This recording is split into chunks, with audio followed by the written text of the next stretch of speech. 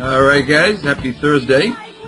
You're listening to the Truth Hurts show here on the Oracle Broadcasting Network. It's your host, Charlie Giuliani. I'm going to pick up today with part 2 of what I started yesterday, talking about our media, wonderful media, how it's been hijacked, why it's been hijacked, how they're using it to keep us in the dark about what's really going on, the conspiracy for world government. You know, this whole show, this whole network is dedicated to exposing the grand conspiracy. There's so many aspects of it, though, that a lot of people think that, oh, you have so many conspiracy theories. No, there's one conspiracy. It's the conspiracy for world government. But because it's like an octopus with a multitude of tentacles that reach deep into every aspect of society, to cover it adequately, you need multitudes of shows like this or multitudes of books so you can get a grasp on the immensity of it. We're not dealing with a bunch of conspiracies, though. It's all one conspiracy that's multifaceted. They've hijacked every avenue of society. You know, I had another show a week or two ago about maybe 3 weeks ago, whatever, about education, how they hijacked education. That's another aspect of it. And today, again, we're talking about the media. But, to control the public, to make sure that the public never finds out about all the other scams they're pulling off, they have to hijack the media. They have to hijack the education system. They have to hijack religion. I've talked about that before. I'll have other shows on that as well. I'd argue that hijacking religion is even more important than hijacking the media and education. Perhaps more important than those two combined. Because most people, if they realize they can't trust the government, can't trust the education system, can't trust the media, they will look to their religious leaders and trust them. And that's why FEMA has struck up this little sweetheart deal with thousands, tens of thousands of priests, pastors, ministers, whatever, around the country, setting it up so that, when they introduce martial law under a national crisis, which they're planning, of course, they'll be able to call on these ministers to help quell the masses, to calm them down, and to convince them that they need to follow the government. I got a whole show coming up on this sometime, but they've actually told them to cite Romans 13. One of the most misquoted passages in the entire Bible. There's a lot of misquoted passages in the Bible, but Romans 13 is one of the favorites of organized religion and the government itself, because it seems to give the impression that we're to blindly submit and follow whatever the government tells us, that it's God's will, which of course is ridiculous. If you ask these same idiots whether they think that Hitler was a godly ordained government and that we should have listened to whatever Hitler says because it was God's will, they of course would answer no. But somehow, we're supposed to do whatever our government says. Unbelievable. Oh, anyway, our government's become more Nazi than the Nazi government. But that's okay. Just ask your local FEMA contracted pastor. He'll tell you that's there's no problem. Our government is godly. All right, guys, short break, and then we'll pick up with part 2 of how the elites hijack our media. Be right back. All right, guys. I'm so tired. I didn't sleep too good last night. I'm just going to end the show right here, so I'll catch you guys later. April Fools. Yeah, it's that day, the prankster day. I gotta make sure I harass my girlfriend later. Anyway, if anybody wants to call in the course of the broadcast, you get comments, questions, gripes, whatever, the number to do so is area code 512-904-8014. Again, that's 512-904-8014. All right, let's pick up where I left off yesterday. Just before the end of the show, I read a quote about how the elites began buying up newspapers around the country, consolidating their control over the printed press. They started off buying the big newspapers, And the logic was, whatever we print in the big papers, the little papers will follow suit. You know, they'll pick up our stories, and that's exactly what happened. And as time went on, then they started buying the smaller papers as well, consolidating their control even more. Anyway, I just got a message that I'm not being heard too clearly. I'm going to check my sound here to make sure. Oh, boy. I hit the wrong thing. What the heck did I do now? Gotta love it.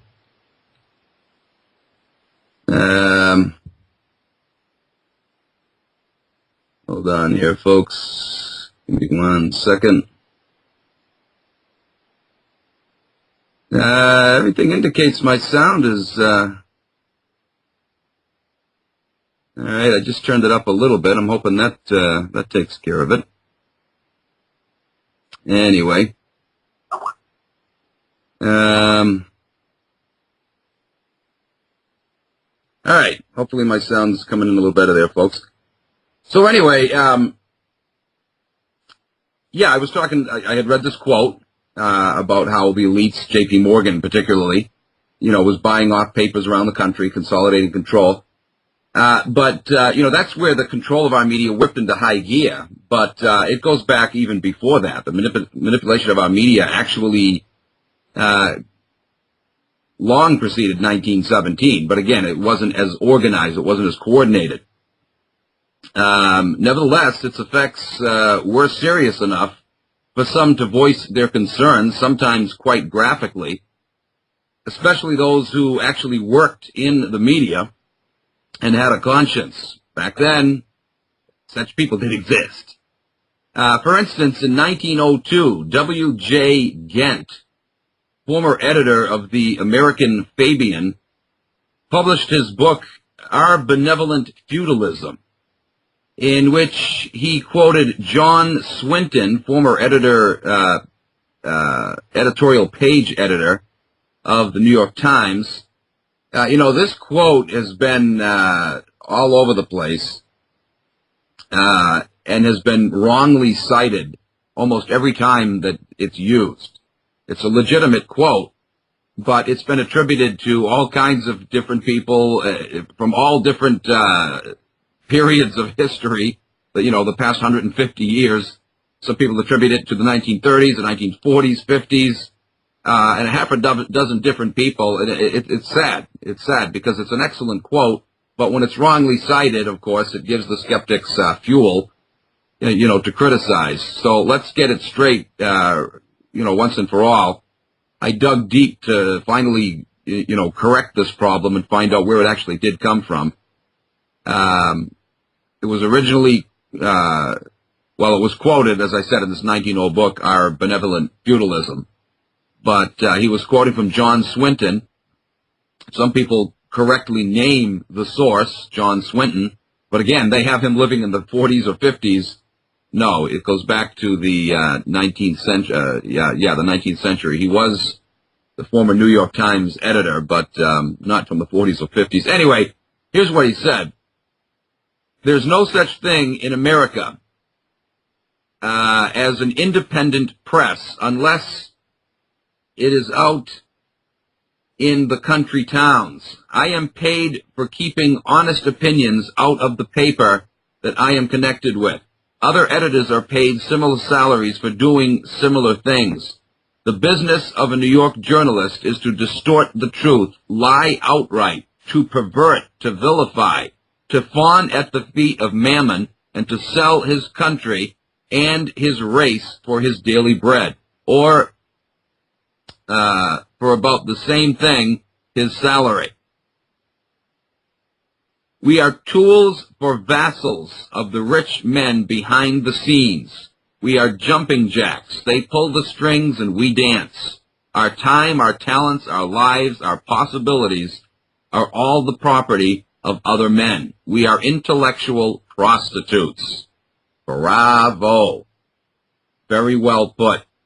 But amazingly, this was written back in the 19th century, the latter part of the 19th century. How much worse is it today? This describes the situation today. but it was already that way back then. Again, not as coordinated, not as organized. It's gotten a lot worse, but it was already that way back then, guys. So, you could argue, rightly so, that there's really never been a period in this country's history where we've had a real, quote, free press. Never. It's gotten less free as time has gone on, but it's never been free. We've never been told the truth about anything.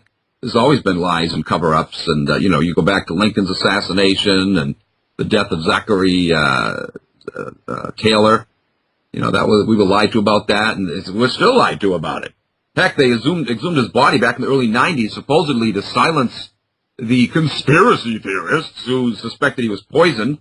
And when it was uncovered that he was in fact poisoned, they found arsenic in his fingernails and in his hair. They lied and covered it up and buried him back and said, it's all set. We confirmed he wasn't murdered. When they saw that he was. Go get Michael Parenti's History's Mysteries. He brings all that out. He's an interesting guy. I got to get him on sometime. He's definitely a guest that will show up, unlike some of the other recent ones I've scheduled. He's a good guy. I've interviewed him several times before. He's actually a 9/11 truther, believe it or not. Unlike Chomsky, he's not afraid to come out and say it was an inside job. I was very impressed with the interview I did with him a couple years back, the last time. He said it himself. He said anybody who looks at the events of that day can clearly see they didn't unfold the way we were told. He says we have here, once again, another example of government criminal activity. They've done it so many times before. It's just the norm for them. So, I got to get him on again sometime. Interesting guy. All right, guys, you have another break coming in. So stick with us, and we'll be right back. All right, folks. We're back. Okay, suppression of information is one of the most important functions of our modern mainstream media. Like I said yesterday, sometimes they don't tell and don't need to tell necessarily outright lies. All they need to do is suppress the truth, just not mention it, and that will accomplish the purpose. Lying by omission. And for a good example of such omission or suppression, consider this. In June of 1991, Bilderbergers held their annual meeting for that year in Baden-Baden, Germany. During a speech given by David Rockefeller at this meeting, he made this statement. This is another famous quote a lot of you I'm sure are familiar with, but it's astonishing, and it does in fact tell us, it gives us an inside glimpse into how this monstrous system works.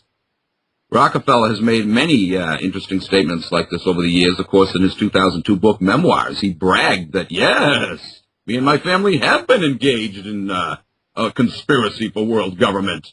We do meet privately with other elites around the world to sell out American sovereignty to the system.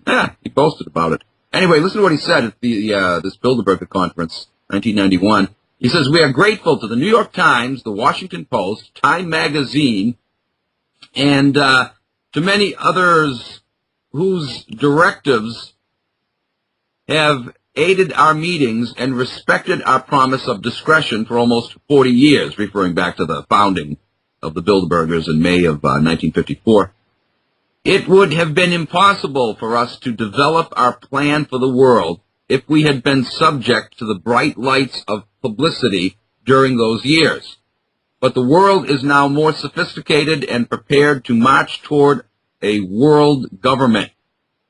The supranational sovereignty of an intellectual elite and world bankers is surely preferable to the national auto-determination practiced in past centuries. So, there we go. He's thanking the media for keeping their mouths shut. Thanks for not saying anything. If it weren't for you, being compliant, keeping your mouths shut, we wouldn't have made this great progress toward global tyranny that we've been advancing. Unbelievable. There you have it, folks. Anyway, high-ranking media representatives are actually bound by an oath of secrecy regarding what goes on, folks, at Bilderberger meetings. It's called the Promise of Discretion. Paul Geiget of the Wall Street Journal, himself a Bilderberg member, attended the 1996 Bilderberger conference near Toronto, Canada, and when asked to comment about the happenings at this conference, listen to what he said. Quote, "The rules of the conference, which we all adhere to, are that we don't talk about what is said. It is all off the record. The fact that I attend is no secret." That's the only secret, he says, that we're not keeping. We tell you who attends, and they do. They give a list of all the attendees at the end of the conference. They don't care that you know that, but they just don't want you knowing what goes on there. And again, this is a big news reporter admitting, yeah, we're not telling you what goes on there.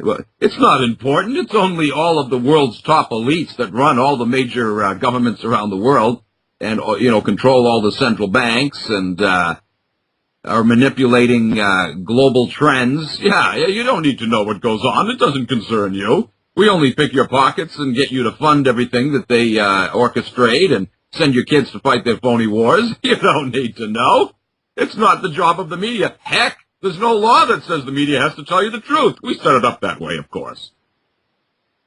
After the June 2000 Bilderberger meeting in Brussels, Belgium, a deliberately vague press release was issued, which ended with this statement. Participants have agreed not to give interviews to the press during the meeting. In contacts with the news media after the conference, it is an established rule that no attribution should be made to individual participants of what was discussed during the meeting. So, in a roundabout way, they're telling you, we're not going to say anything both before or after the meeting about what went on or is going to go on.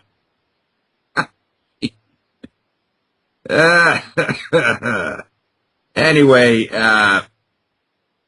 even on the rare occasions, folks, that an honest journalist has desired to report on a Bilderberger conference, such a thing was soon found out to be impossible. In 1971, for example, the Bilderberger conference for that year took place at the Lawrence Rockefeller Woodstock Inn in Woodstock, Vermont.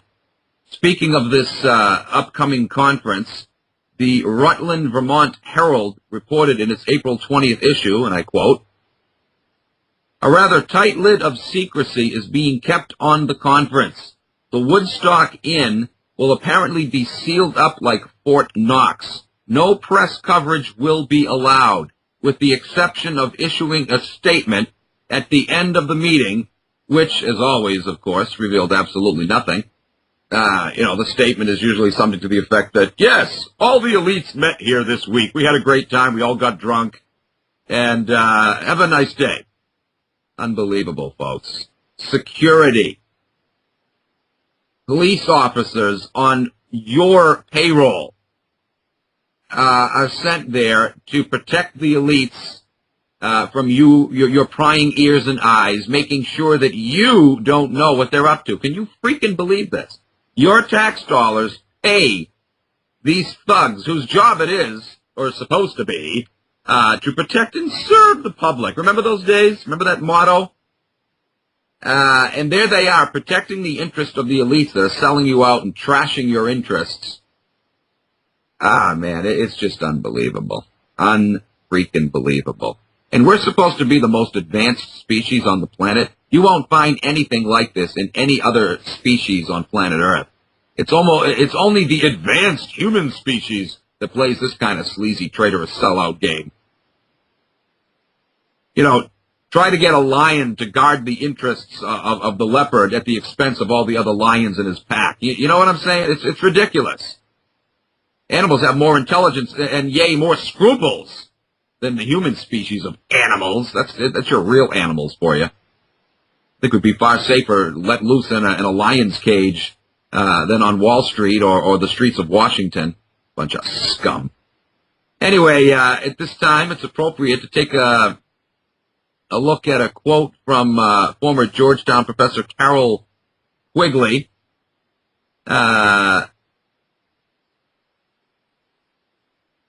In his book, what's the name of his book? Isn't this awful? I'm getting senile, folks. Carol Quigley, he has a couple books, but I don't have the book listed here. Oh, come on, this is Tragedy and Hope. There we go. See, I'm not totally senile yet. Maybe tomorrow, but not today. Tragedy and Hope, guys. This book is a classic. If you don't have it, you need to get it. It's huge. It's over 1,000 pages long, but it's one of the best books to prove this conspiracy for world government, because this guy was actually in favor of it. So he's not some crazed conspiracy nut. He was an insider. He examined the papers of the Council on Foreign Relations for a couple years, and at the end, he produced this book as a result, exposing the conspiracy as an insider. Anyway, I'll read this interesting quote when we get back. Stick with us. All right, guys. Back on Truth Hurts Radio. We actually got a caller just called in, my buddy Michael Anthony over in New York. It's the herbalist guy that you hear on the commercial ad I do for him. In fact, I'm going to have him as a guest next Thursday. You don't want to miss that. He's going to be on for the full 2 hours. We're going to be talking about all kinds of interesting stuff. Anyway, welcome to the show, Mike. Hey, good morning, Charlie. Just enjoying the show, pal. I just wanted to chime in with how you were citing David Rockefeller's memoirs that they get together secretly, and the media has kept the meeting secret, so the public has no idea what they're discussing. Yet, I just want to say and emphasize, there is no conspiracy here. We can all go back to sleep. It's okay. They are not conspiring towards anything. Right. Stop being paranoid, you silly people, you. That's right. And he mentioned we're more sophisticated now for their New World Order, so I guess we're so much more sophisticated modern man that we're all willing to be dupes, to be slaves and chattel to an elite few running the whole world. Yeah, and, he cited Time Magazine as one of the ones being cooperative. So we know we can trust Time Magazine. Time Magazine just told us a few months ago when they had Bernanke on the front cover, they gave him the Man of the Year award, that what he did for us with the bailout was a good thing. We just don't see it right now, but in the long run, we'll see it, that it was a good thing for us. Just like when FDR raped and pillaged us of our privately owned gold back in 1933. We still haven't seen it yet, but someday we'll see it was a good thing. Yes, Charlie, absolutely, because they dig the hole so deep since FDR that we're in such debt that eventually, one day, when we climb out of that hole after much sweat and toil and great off, at that point in time, we'll realize how good it all was, climbing out of that deep, deep hole that went all the way to commie China, that these traders in Washington, D.C. have dug for us. Yes, Charlie, we'll see it eventually, sure. And I don't know about you, Michael, but I'm looking forward to the next war that they get us involved in. I can't wait to see more of our kids die and come home with depleted uranium-induced cancer tumors and, all kinds of fun, neat stuff like that. Increase our debt more. This is great. We should just love this stuff. Sure, tax innocent people in other countries because they're threatening us from a great distance with technologies they don't even possess. That's right, Charlie. War is good, Charlie. War is good. It's Christian, too, by the way. Very Christian. Oh, yeah, absolutely. And, if you're having trouble enjoying this, folks, just pop a few Prozac or some Ritalin or something, or any other dope of your choice, and I'm sure you'll be able to see the light. And you'll just be able to sit back while you soil your diapers and drool on yourself and enjoy it. Is the ultimate April Fool's joke. Go ahead, Mike.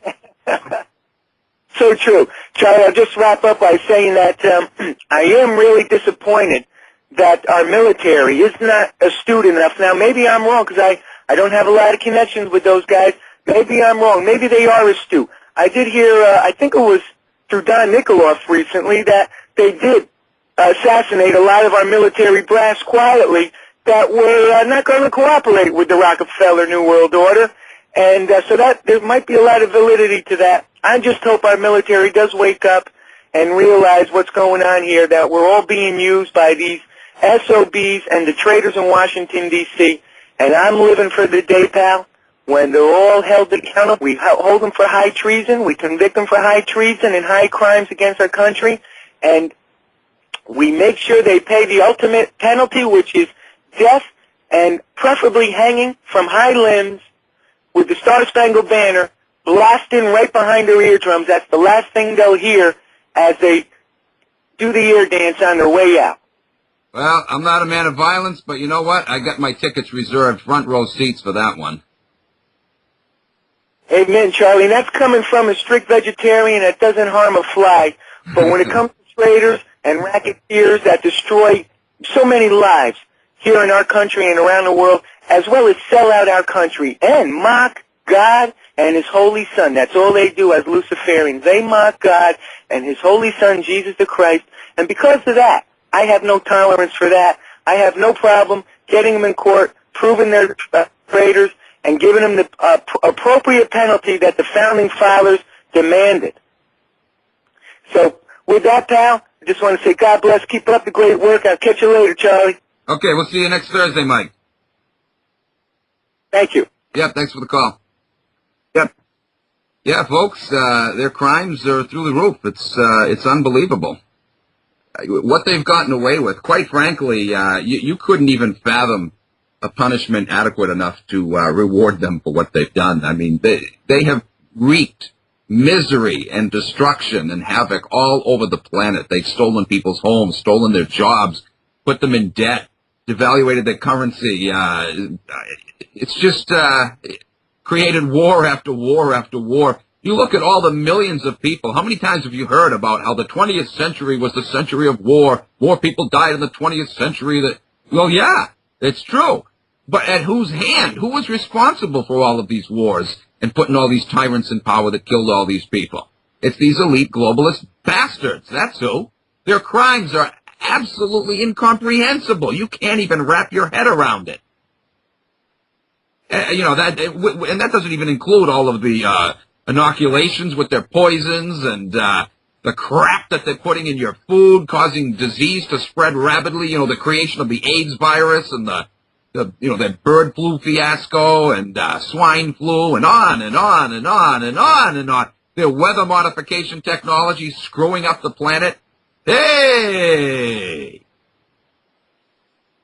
Look what they're doing. Look what they're getting away with. And most people, again, we pride ourselves in being the most intelligent animal on the planet. We're the most stupid. The most sleazy. If it's not people pulling off crimes like this, it's others who wouldn't ordinarily approve of this stuff, but do because they're too darn stupid to figure it out. So take your pick. You know, stupidity is almost as dangerous as an outright tyrant, because your apathy facilitates their crimes, folks. Not you listeners, but, the public in general. It's just phenomenal. It blows my mind. I've been studying this stuff for years, and I still can't fathom that I'm living in this kind of world. I can't believe it. There's days I wake up, you feel refreshed, you roll over, you stretch, and then you remember, oh, crap, I'm living in a tyrannical system of government right now. It hits you. It's like, oh, you hope you're going to wake up and think that was all just a bad dream, and, oh, thank God, I don't really live in that kind of world. Man, I don't care how many jalapenos you eat before bed. You couldn't have a nightmare that could come anywhere as close to the horrific nature of the reality that we deal with on a daily basis. You couldn't have a nightmare that could mimic this. Hollywood couldn't dream up something this crazy. And yet it's reality. And, I don't know what frustrates me more, the fact that these scumbags are doing what they do, or the fact that the general population is letting them do it. And it's not just in this country. The bulk of their crimes are committed by this government, sure, here and abroad, but it's the entire global population, really. They're letting these elites across the board get away with this stuff on a global scale. It's unbelievable. Look at the lies that they're propagating, that they're pawning off on us. And for the most part, people around the world are falling for it. Or they're not doing anything about it. So they're just going to sit there and take it and take it and take it and take it and take it until finally one day they wake up, but by then it's too late because the system is too dug in. We're almost there now, folks. A point where we're not going to be able to do anything about it because they got their clutches sunk too deep into our hides, and there's no stopping them unless you resort to the ultimate, which is going to be massive, massive bloodshed. I was interviewed on a show the other day out in Colorado, it was, and we talked about this. They asked me, do you think there's any hope? I said, yeah, if you could wake everybody up and get them on the same page, of course there's hope. If you could coordinate a national strike, you could stop them through peaceful means. Absolutely. We could do it right now. If you could get everybody to wake up and say, hey, what's going on? This is an outrage. Look what's happening here. We're not going to put up with this anymore. We're not going to grease the gears of their machine anymore. We're not going to work. You would shut the government down and the corporations that run the government. That would be it. You'd have them at their knees begging for mercy. They couldn't even handle one day of that, folks. We could go a lot longer without them than they could go without us. They'd be begging us, okay, what are your demands? Oh, we'll do anything. They're not happy with the fact that they've been exploiting us for decades on end now, sucking off of us every day we go to work, living off of our labor and living a luxurious, exorbitant lifestyle. No, that's not enough for them. They always want more, more, more.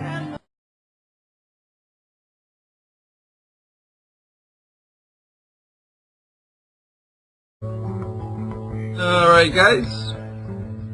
Wow, we're already into the final segment for the first hour. Let's see if I can finish these notes up. I got a couple more pages, and then I got another topic I want to go on to here. I started, before Mike had called in, I started to cite this quote from Carroll Quigley in his book, Tragedy and Hope. Let me go ahead with that now. Here's what he said. The powers of financial capitalism had a far-reaching aim, nothing less than to create a world system of financial control in private hands, able to dominate the political system of each country and the economy of the world as a whole. This was written back in the 60s, folks, and here we are.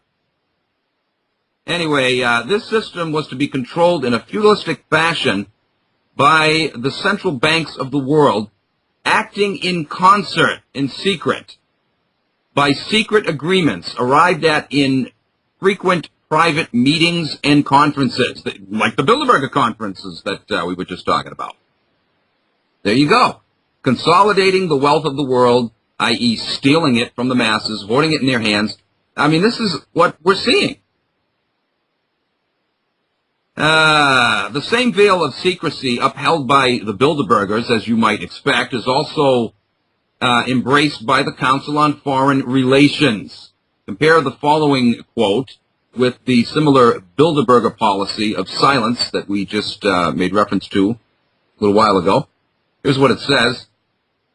It would not be in compliance with the organization's non-attribution role for a meeting participant, A, to publish a speaker's statement in attributed form in a newspaper, B, to repeat it on television or radio or on a speaker's platform or in a classroom, or C, to go beyond a memo of limited circulation by distributing the attributed statement to a company or government or agency newsletter.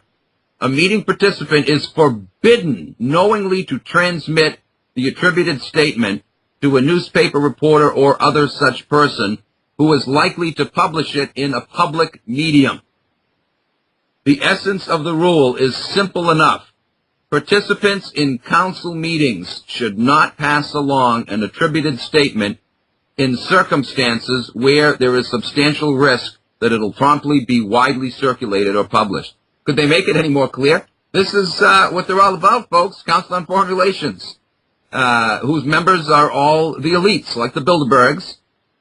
But the CFR is, an American branch, if you will. Although a good many CFR members are in fact Bilderbergers. But anyway, the same idea. It's comprised of the elites in banking and business and government, entertainment, you name it. And here they are stating emphatically in no uncertain terms, keep your mouths shut.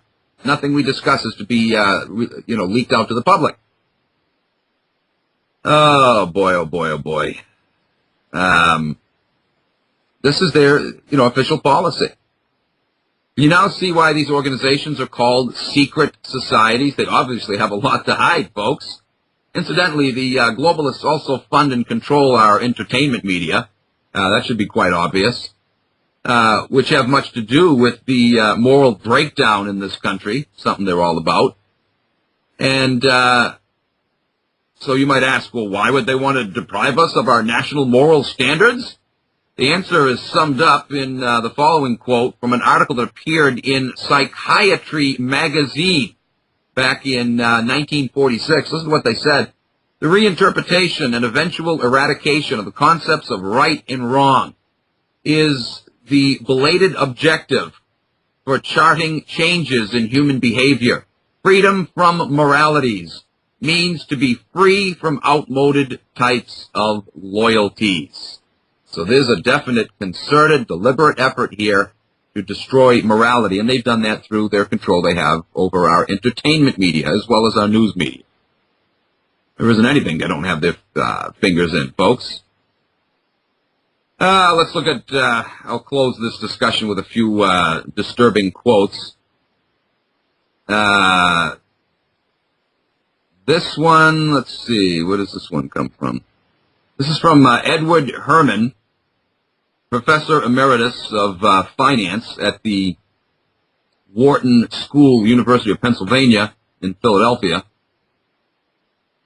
And here's what he has to say. Pravda and Izvestia, propaganda newspapers of the former Soviet Union, would have been hard-pressed to surpass the American media in their subservience to the official agenda. They have abandoned the notion of objectivity or even the idea of providing a public space where problems are discussed and debated.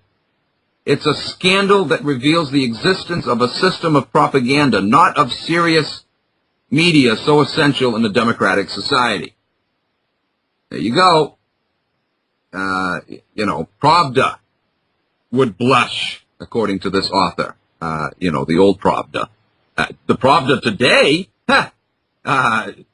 talks a lot more truth than our media does. Pravda has had several articles about 9/11 being an inside job. You didn't see that in our media? Dear God in heaven. Can you believe this?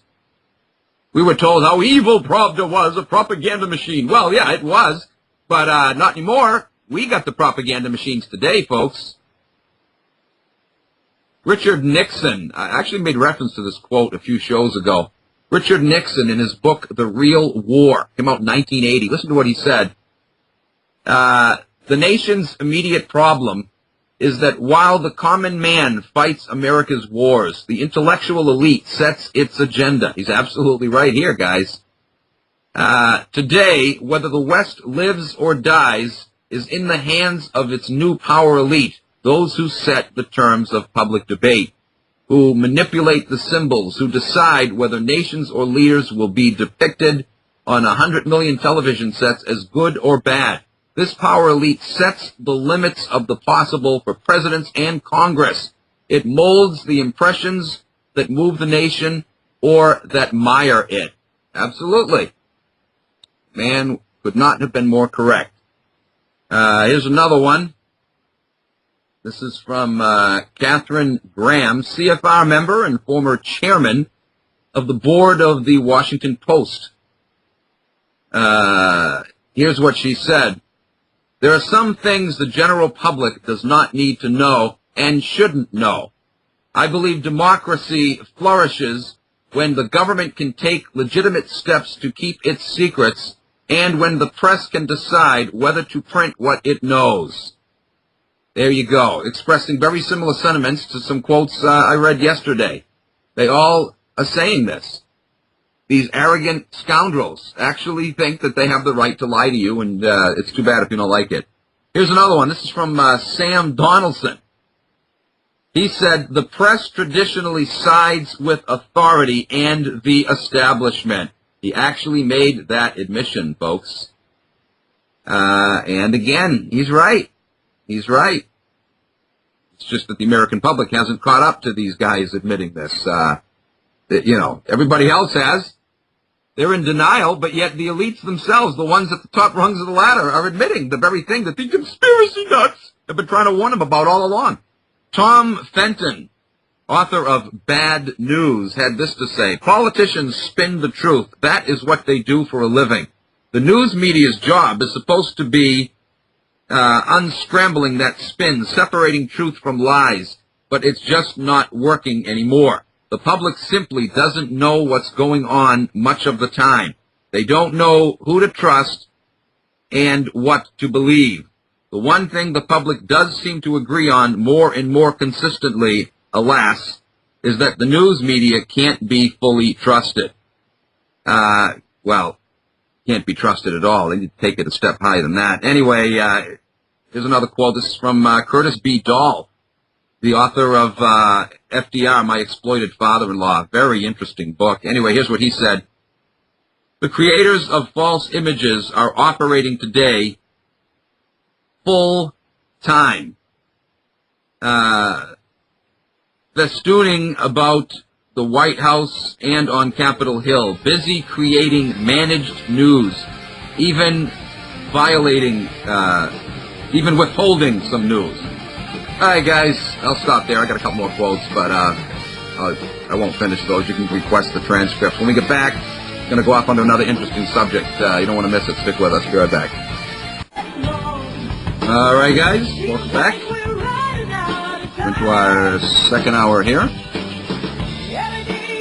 I just remembered this during the break. I meant to mention this before. Almost 2 weeks ago, in fact, tomorrow it'll be 2 weeks, since I had Charles Bonner on. Some of you might remember him. He's the author of the book, The Bracelet, wherein he exposes the international child sex slave trade. Very interesting guy. We had a few discussions during the breaks. And he's a 9/11 truther. Actually, I think he did mention that on air, come to think of it. Yeah, he did at toward the end of the show. He said that, I guess, obviously he heard, the commercials from my 9/11 book. And so he said, yeah, your book sounds very interesting. I'll have to get it. He says, you're on the right track with that one. That was pretty interesting. I'm finding this a lot, folks. Michael Parenti, I mentioned him before. He's another one. He was a former professor at, I think, Berkeley. Yeah, he taught at Berkeley. A few other prestigious colleges, universities as well. He calls himself a recovering academic. There's a lot of them out there who know what's going on. They might not be so vocal about it, and for obvious reasons. Perhaps they're not into having a short lifespan. But they do know what's going on, and on occasion, at appropriate times, they do speak out. Anyway, let's go on to a different topic. We're going to get off the sleazy politics here for a while. I like to do that from time to time. On numerous occasions on this show, I've discussed a concept called diffusionism, a historical school of thought, which claims, and I agree with it for good reason, there's plenty of evidence to back it up, claims that ancient cultures from, old world cultures from across the Atlantic, the Pacific, had reached the Americas long before Columbus. And I mentioned how I have various shows dealing with this subject that I would be doing, and this is one example today. I've got one show pretty much for every ancient culture, documenting in detail how they had reached the Americas. By the way, this information is available, most of it anyway, in my book, An Alternative View of the Distant Past. That's not mentioned in my commercial. I have quite a few books, actually. I only mentioned the New World Disorder book and the 9/11 book, but I've got several others available on Amazon.com. And so in that book, you'll find this information along with a whole lot of other interesting information. But one whole section of the book deals with this issue. And So today what we'll be looking at is the Babylonians having reached American shores long before Columbus. I plan to have some guests on dealing with the subject in the future. Gunnar Thompson is one. Some of you might know him. He's a well-known author from that school of thought, and he's written some very good books. American Discovery is one. I believe it's back in print, by the way. It was out of print for a while. I highly recommend it. Excellent, excellent book. Anyway, guys, short break, and then I'll launch into this discussion when we get back. Very interesting stuff. You don't want to miss it. Be right back. All right, guys, welcome back. I've kind of already set the pace for this discussion on previous shows. I've talked about how the ancients weren't a bunch of ignoramuses, like we've been told.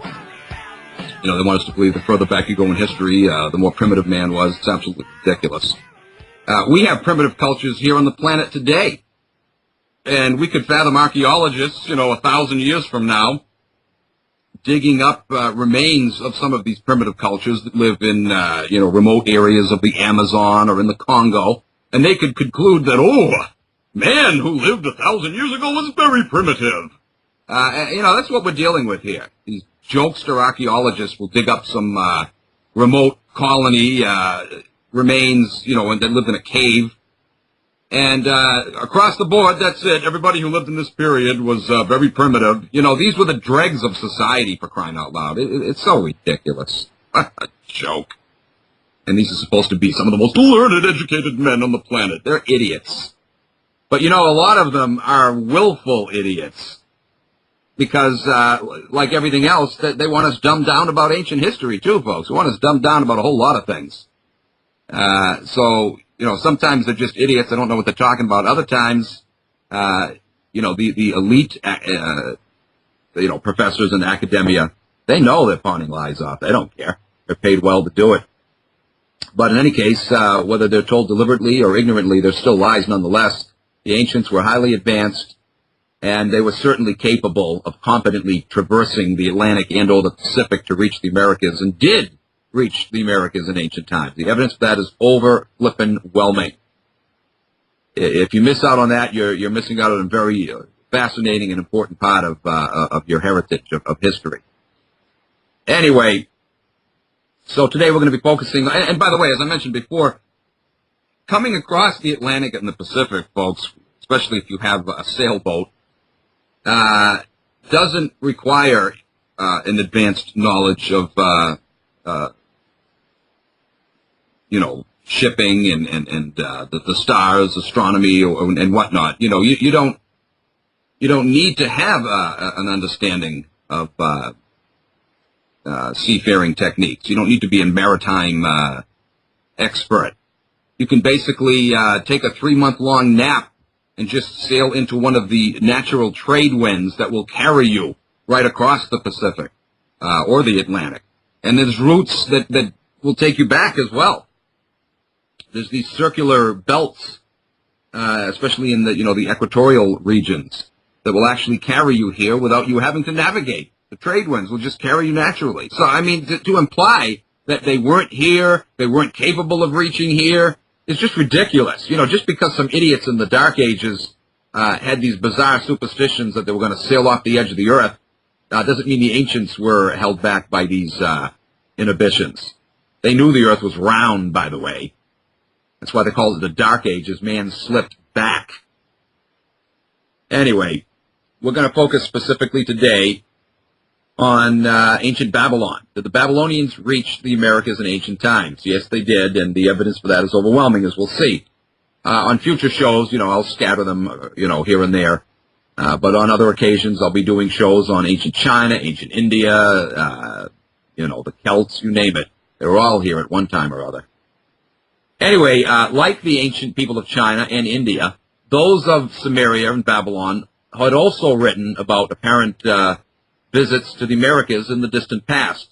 As Gunnar Thompson tells us in his book, American Discovery, he said, Sumerian tablets of the 3rd to 4th millennium BC tell of voyages beyond the Western Sea, i.e. the Atlantic, and establishment of colonies in the distant land, i.e. America. What else could it be? Sumerian tablets also make frequent reference to the Lake of Manu, sometimes called Cloud Lake, or Lake in the Clouds, which was said to be in the mountains of the sunset, or in the sunset land, the land in the direction of the sunset, the land toward the west across the Atlantic. Could this be describing anything else, folks? But Lake Titicaca, high up in the Andes, the lake in the mountains, which to the Sumerians truly was in the sunset land, a land far to the west. I would say so. What else could it be? On the other side of the Atlantic, the Peruvians have a legend that tells of how their distant ancestors were migrants that came from the sunrise across the water. Again, the Atlantic. Here we have two ancient legends talking about transoceanic voyages. The Sumerians talked about them going to this great land across the Western Sea, and about this lake in this big mountain, Mount Manu, right? And now we have the Peruvians who have an ancient legend that talks of their ancestors coming from the east across the Great Sea. It's obvious. But the question is, did the Babylonians and the Sumerians actually have seaworthy ships that were capable of such long transoceanic voyages? That's the question. Mainstream academia would have us believe no, but let's take a close look here. The Babylonians, folks, constructed an extensive overseas trade network with East Africans and Hindus in the 3rd millennium BC, confirmation of which has been made from cuneiform inscriptions and ceramic trade goods found at various archaeological sites throughout these regions. The Babylonian vessels used in these ancient transoceanic trading excursions were made from reed bundles wrapped with hemp ropes and covered in a tar-like substance known as bitumen. They were large enough to carry up to 28 tons of trade goods and reached lengths of over 100 feet. These boats were often reinforced with bamboo poles and trunks of palm trees. Certainly ships of this sort were capable of journeying across the Atlantic to the New World. What's the problem? You've got, what was his name? Thor Heyerdahl, for example, who traversed the Atlantic and the Pacific in boats far less seaworthy than that. His Kon-Tiki and his Ra, too. He was able to make major transoceanic, transatlantic, trans-Pacific journeys in small little rafts, for crying out loud. So certainly these much more seaworthy boats of the ancient Babylonians and Sumerians were capable of making such journeys. So, while you'll have mainstream academia laughing at the diffusionists saying, oh, that's silly, these ancient cultures reaching the Americas before Columbus, well, I laugh back at them for their foolish ignorance to think that the ancients weren't capable of this. They had seaworthy vessels. They were highly competent sea captains. Give me a flippin' break. And then when you look at the archaeological evidence, you think that would clinch the case. No, they ignore it. They suppress it. All right, guys, we'll pick up with this discussion when we get back. Stick with us.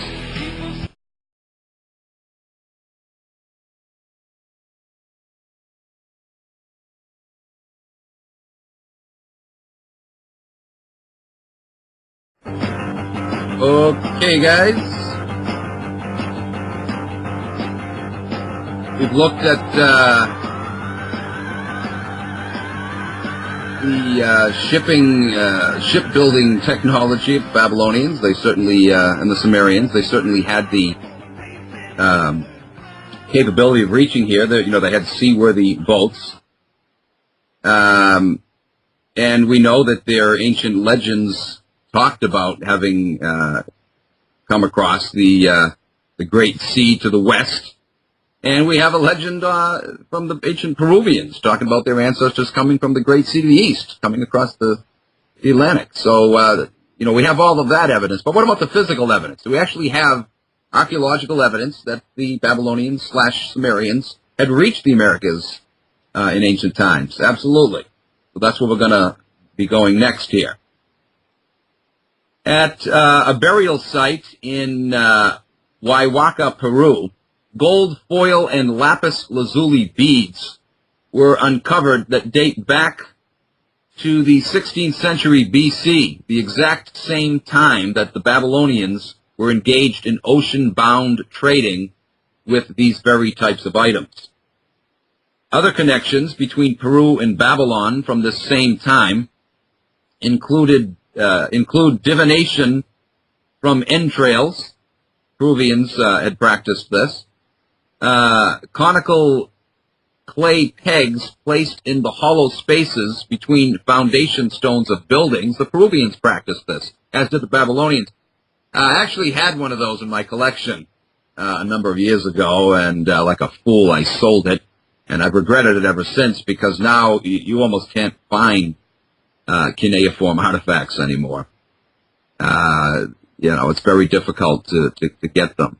That was a real stupid move on my part. It was a nice, hand-sized clay cuneiform artifact. It was pretty neat.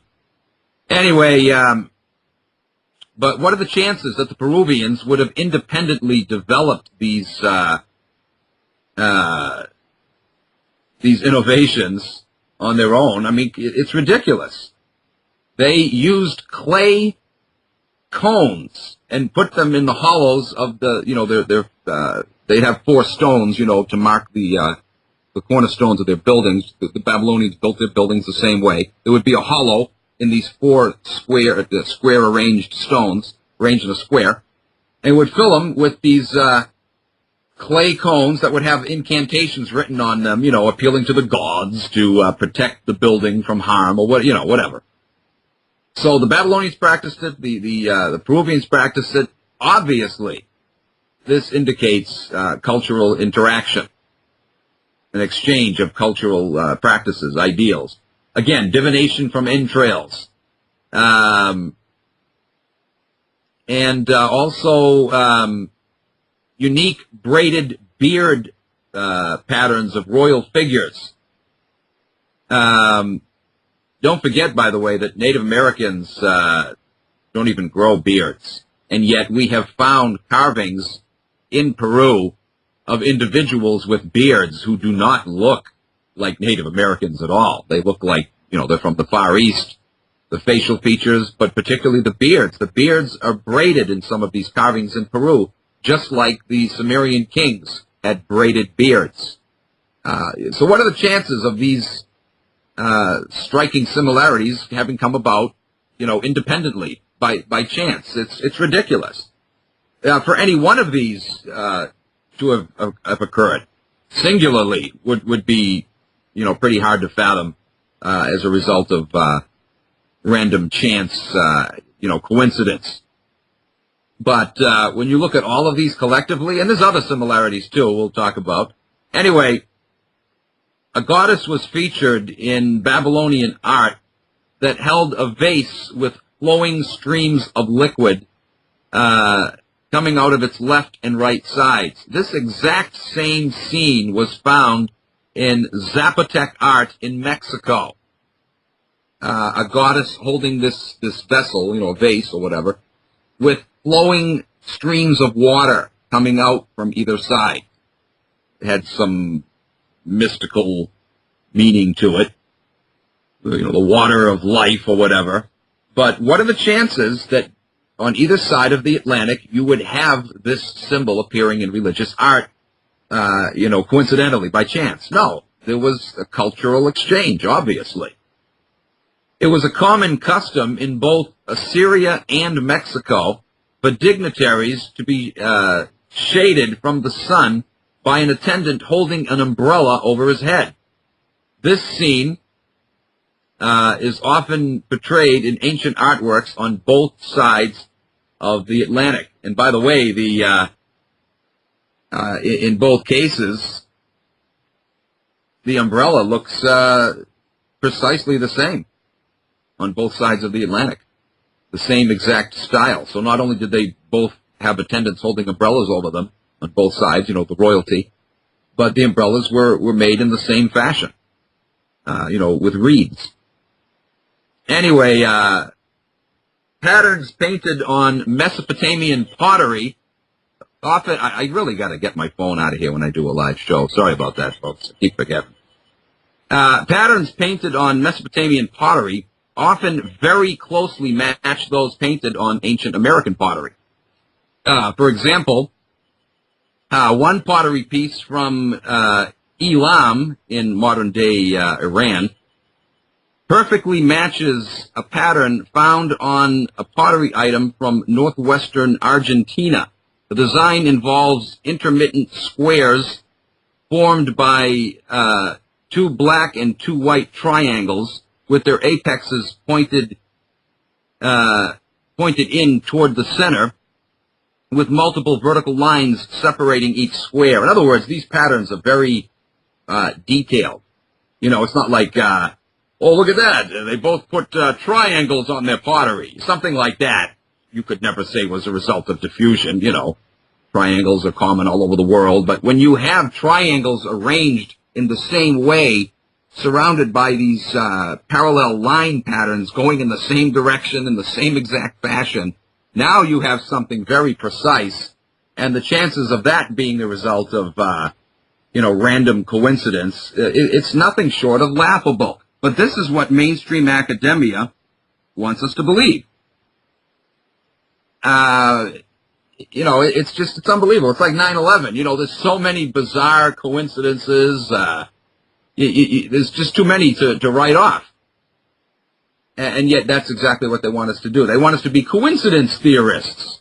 They'll laugh at us for being conspiracy theorists, but what they're proposing is a bizarre, impossible stream of coincidences that you just can't write off as, by chance. Anyway, I see we got a caller coming in, Brian in Arizona. So let me go to him at this time. Welcome to the show, Brian. Oh, hi. Well, I just got up and I'm watching The Liars over at Fox News on TV, and they were just showing where the unemployment was 12.8% in North Carolina. Well, then they segue that into a story about a 42-year-old guy. He's worked somewhere for 17 years, and they show him, and he's sitting at a chair at a bench in front of some kind of a circuit board, and he's going through training. And they said, well, if it wasn't for Obama, this man wouldn't have been able to go through job training, through this school. And he sits there and he says, well, yeah, I have a lot of faith in the current, this is what killed me. I have a lot of faith in the current administration that's around. I mean, this is the most criminal organization in power since the beginning of time, and either this was totally scripted and a lie, or we have the stupidest people in America. I tell you what, we're going to cut to a break. You want to hold on? Hold on, Yeah. We're going to cut to a break. Yeah, we'll be right back, folks. All right, guys, welcome back to True Church Radio. Got Brian on the line here. Yeah, Brian, you sound disappointed, but, let's face it, Fox is doing what they do best. Let's cheer them on. They do such a good job, don't they? Nobody does it better. I mean, come on. They're doing what only they know how to do. Well, the whole 9/11 was so blatant and obvious, but to come on, I mean, half the time they sit on there and they talk, they kind of badmouth Obama a little bit because they have to, because yeah, the left-right. I think they and CNN are the two biggest. Yeah, well, they and CNN are the two biggest people behind Tea parties and pushing that movement to sidetrack the people from the real truth, the people like you guys and Alex Jones. And I was doing work for an attorney yesterday, and we got on the subject of 9/11, and the guy just laughs. And I just, you're one of those, I said, you mean conspiracy factoid people? Is that what I am, a conspiracy factoid people? And they just laugh at you. And then you start telling them about Vornado Realty Capital and how they were outbid by Larry Silverstein. And these douchebags don't even know that the buildings were leased out about a month before they came, or 6 weeks before they came down. They don't even, they couldn't even tell you that the New York Port Authority owned them, Yeah, they laugh at you, but they don't know anything about what happened that day. You know, you ask them, can you name even one of the numbers of flights or one of the alleged hijackers? Or they can't tell you anything about it. No. And they can't tell you about the history of the building. They don't even know that the EPA went in there in 97 and did a report and found out because of the dirty air syndrome and due to the weakening steel. You see, that had a weakening aluminum. It had an aluminum over steel facade framework. Right. And what was happening is they blew in the heavy winds, the bolts were becoming loose due to galvanic corrosioning, where the aluminum, they never tested aluminum next to steel over time. And what happened was the aluminum started to corrode and the bolts became loose. Exactly. It's just, that's why the buildings were so dangerous. Crazy stuff. Anyway, I wish you'd called in the first half of the show when I was talking about the media control and everything. Have you been listening to the discussion about diffusionism? Did you have any comments on that? Or? Well, no, and I just have to either hit 1 or hit 2. 1 allows you to talk, and 2 allows you to hear the show. And I'm in Arizona. I'm on a different time zone, so I just kind of woke up and started. I just punched in. Usually, okay. Listen to the host, and then I can chime in. So no, I didn't hear the first hour. No. Oh, okay, I got you. Yeah, because that's what I was talking about. Is the media control, and it's incredible. It's primarily because of them scoundrels that. What's that? Had I called in the first hour, I would not have been able to tell you what I had just seen on Fox News. Oh, that's true too. Literally, a 42-year-old guy sitting there playing with a circuit board telling me he has a lot of faith in the current administration. And I think either they're really dumb in North Carolina or they're dumb all across the country. Well, I have faith in them too. I hope you do. I have faith that they're going to continue to screw us over. Absolute confidence. And faith that they might even, you know who I think they're going to try to reelect next time? Palin. They're setting the stage with her with the Tea Party movement. You know, aside from her corruption, I just couldn't stand 4 years of listening to her crap. Aside from the corruption, she's just a bimbo of bimbos. I just can't stand the woman and her phony Christian hypocrisy. Shut up. We'll crawl back into your... The only thing she has is, I tell you, Dave Letterman put it well. She does have that slutty flight attendant appeal, though. Yeah, well, that's all she's got, and that's what they were bargaining on. It's ridiculous. And that's what they'll bargain on if they do, try to get her in. They'll, well, they don't try to get anybody in. If they want them in, they're going to get in. But they'll just play on that. Well, yeah, every Johnny Six-Pack who's out of work collecting unemployment will have something good to look at. Yeah, right. Stupid. That's the American mentality. All right, adios. Okay, thanks for the call, Brian. Bye. Oh, it's crazy. Wonderful media. Anyway, let's get back into this discussion here. And, if I don't get around to finishing the notes here, I'll pick it up tomorrow. This is great stuff. And as always, if anybody wants transcripts, just email me, truthhurtsradio@AOL.com. Spell Hertz, Hertz. And I'll send that off to you. I mentioned before, this triangular pattern of on pottery common to the Americas and to the Assyrians, which contains, these parallel lines going the same direction, the same pattern. It's very precise. What are the chances of that occurring, coincidentally, without connections? It's ridiculous. But this is what mainstream academia wants us to believe. Here's another example of pottery patterns held in common between Mesopotamia and the Americas. We have frequently this repeating stepped pyramid motif, such as what is found on a pot from Assur in an ancient Assyrian city, and in El Salvador. In both of these examples, we find that even the number of steps on the pyramids, 3, is the same. You have this repeating pattern of these, like 3 stepped pyramids, one after another, going all the way around the rim of the bowl. You see this with the same number of steps. You see this again in El Salvador and in ancient Assur, an Assyrian city. What are the chances of this, folks? The pt cross was a common symbol in Babylonian art. It was used as one of many representations of the sun. It also appeared in ancient Mexico as a symbol for the yearly cycle. It kind of looks like a Maltese cross, kind of. Exactly the same, with a little circle in the center of it. Unbelievable. On both sides of the Atlantic. There's been numerous Sumerian cuneiform inscriptions discovered all over the Americas, but probably the most famous ones have been found in Bolivia. A set of 3 such etchings, known as the Pocatilla inscriptions, appear on a stone statue. They've been dated to the 2nd millennium BC, and when translated, they read as follows. Distribute the opening of the oracle to mankind. Proclaim that Putaki's offspring are 2 witnesses esteemed. Act justly now to send forth the oracle to nourish knowledge. Appreciate the cult. All to witness the divine decree. Who knows what this means, but this is how they've been translated. Send forth the soothsayer to capture the speech from the oracle to make clear the ideal norm for living as a guide for mankind. Folks, you know, some of these inscriptions that have been found, I need to add, are written in text that wasn't even known how to be translated until years after they were found. You understand what I'm saying? These can't be fakes.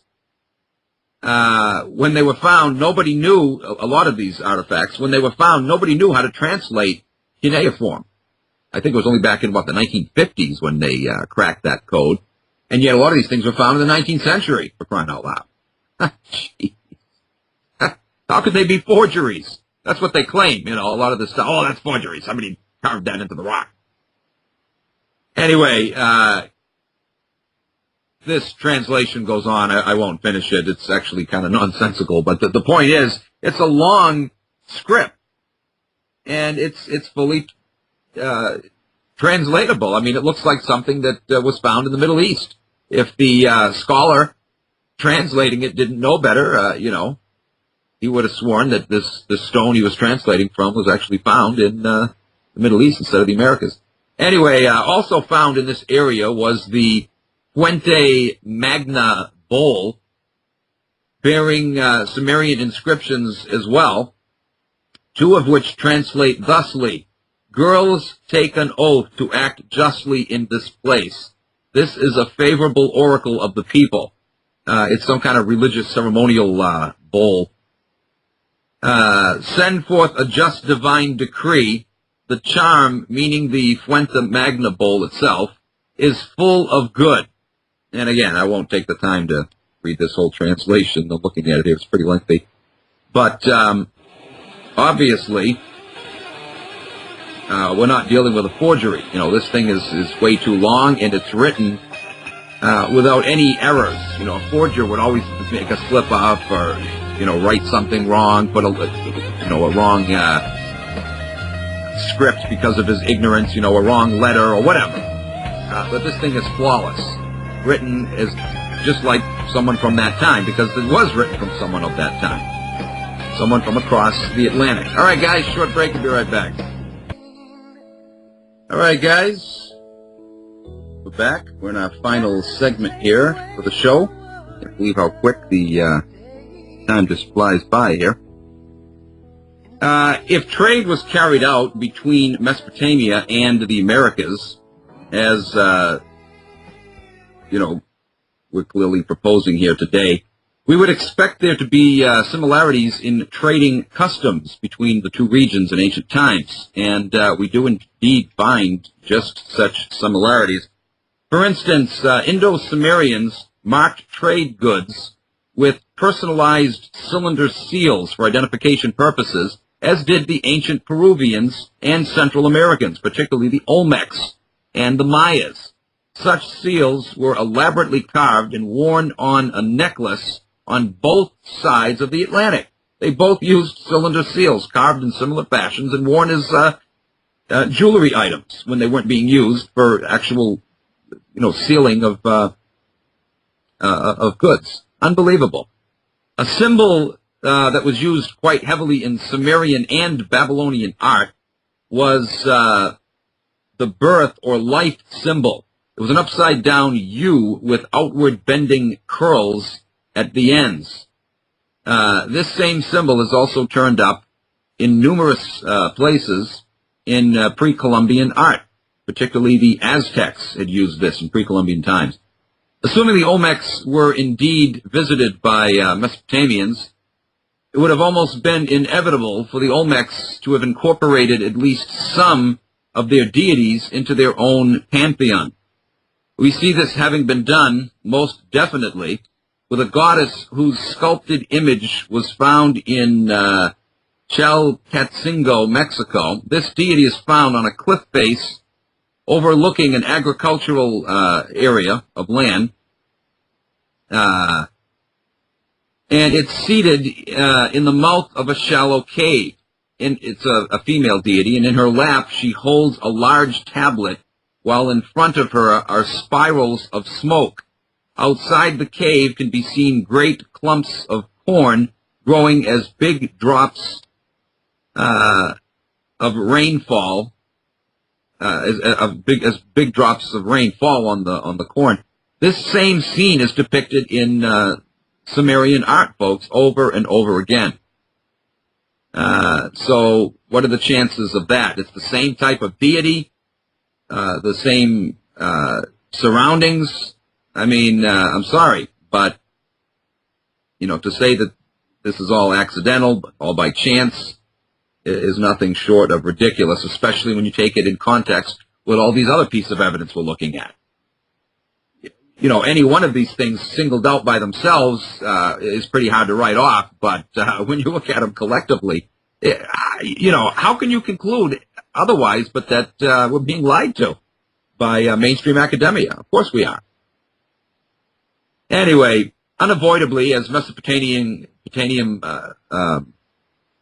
trading ships journeyed to the Americas in ancient times, their design would have exerted an influence upon shipbuilding styles of Native Americans. So this is just what we find.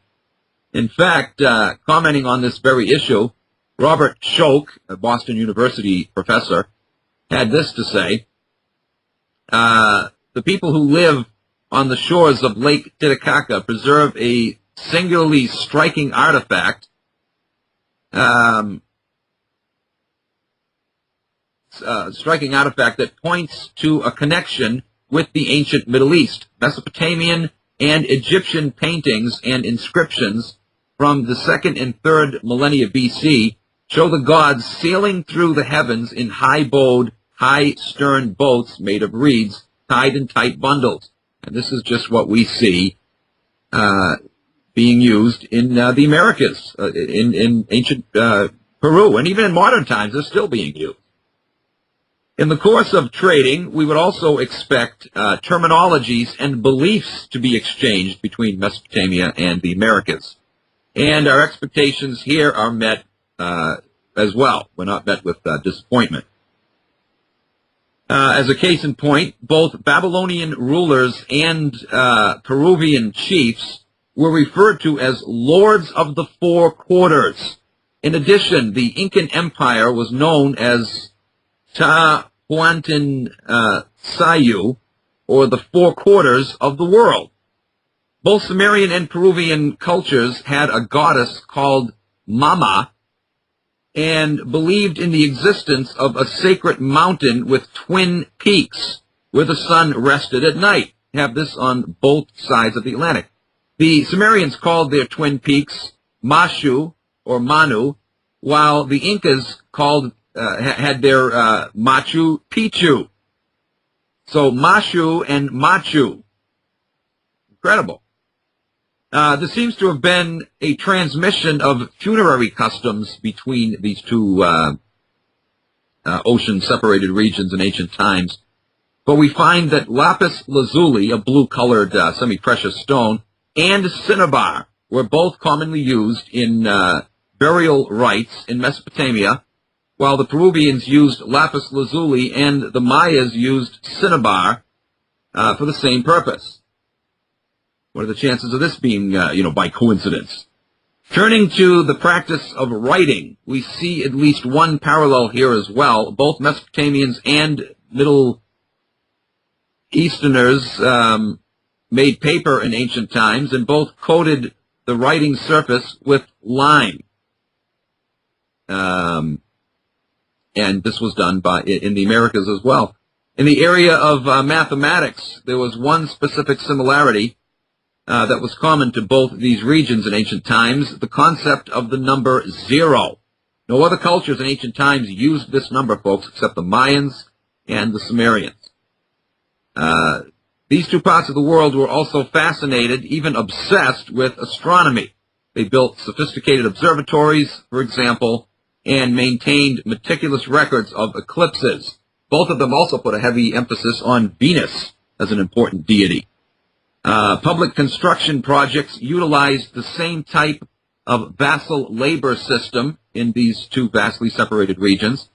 Robert Schock explains pyramids and other major public work projects in Mesoamerica and the Middle East were constructed with corvée labor, unpaid labor, due from a vassal to his lord.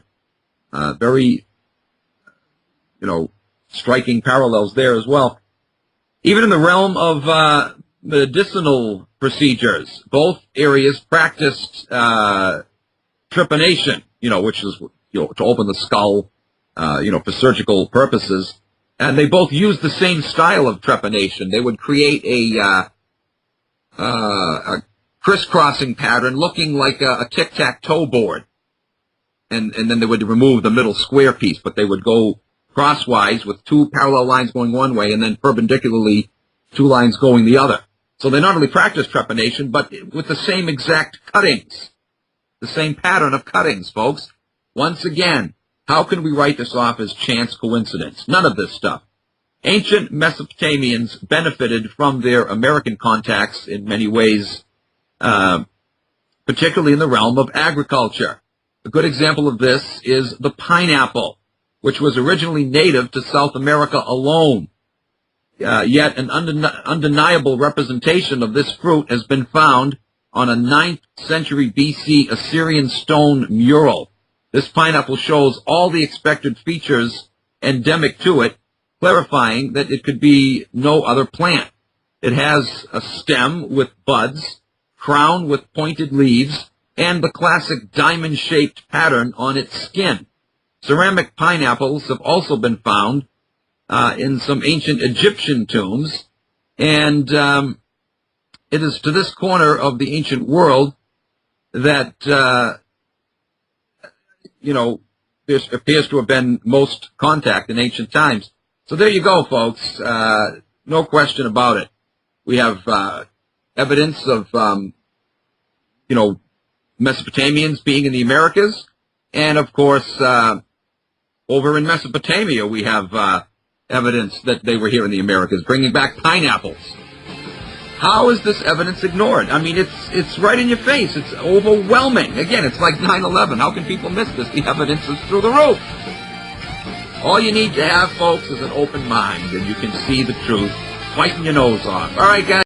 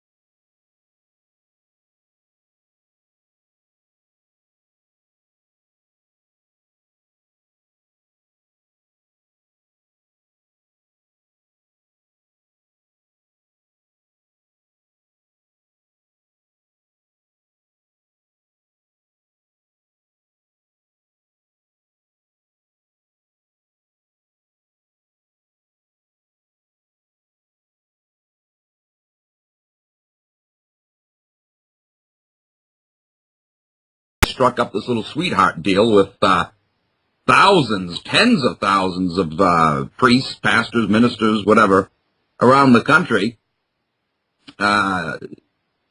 setting it up so that, when they introduce martial law under a national crisis, which they're planning, of course, they'll be able to call on these ministers to help quell the masses, to calm them down, and to convince them that they need to follow the government.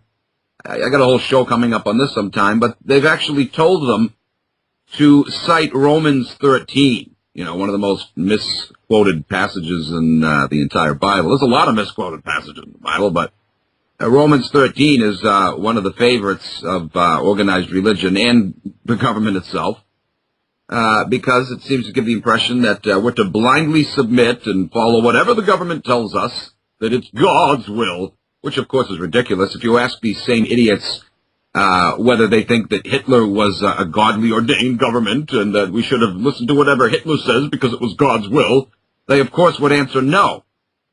But somehow, we're supposed to do whatever our government says. Unbelievable. Oh, anyway, our government's become more Nazi than the Nazi government. But that's okay. Just ask your local FEMA contracted pastor. He'll tell you that's there's no problem. Our government is godly. All right, guys, short break, and then we'll pick up with part 2 of how the elites hijacked our media. Be right back. All right, guys. I'm so tired deep to finally correct this problem and find out where it actually did come from. It was originally, it was quoted, as I said in this 1900 book, Our Benevolent Feudalism. But he was quoting from John Swinton. Some people correctly name the source, John Swinton, but again, they have him living in the 40s or 50s. No, it goes back to the 19th century. The 19th century. He was the former New York Times editor, but not from the 40s or 50s. Anyway, here's what he said. There's no such thing in America as an independent press unless it is out in the country towns. I am paid for keeping honest opinions out of the paper that I am connected with. Other editors are paid similar salaries for doing similar things. The business of a New York journalist is to distort the truth, lie outright, to pervert, to vilify, to fawn at the feet of Mammon, and to sell his country and his race for his daily bread, or for about the same thing, his salary. We are tools for vassals of the rich men behind the scenes. We are jumping jacks. They pull the strings and we dance.